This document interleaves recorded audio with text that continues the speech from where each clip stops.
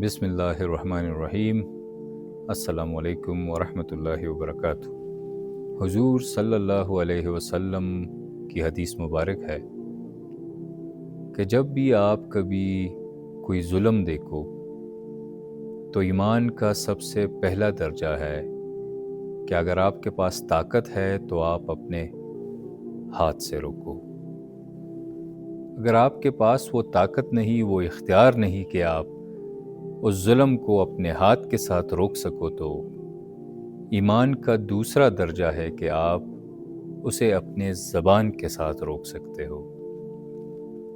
आप अपने ज़बान के साथ उस जालिम से कह सकते हो कि ये जुल्म ना किया जाए, या उसके ख़िलाफ़ आवाज़ बुलंद कर सकते हो।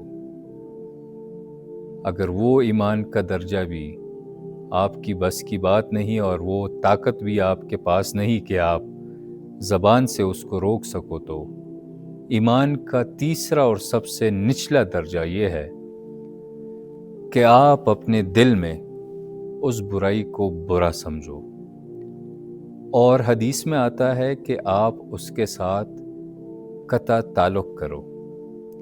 ये ईमान का सबसे तीसरा और नीचे वाला दर्जा है। इसके नीचे और ईमान का कोई दर्जा नहीं।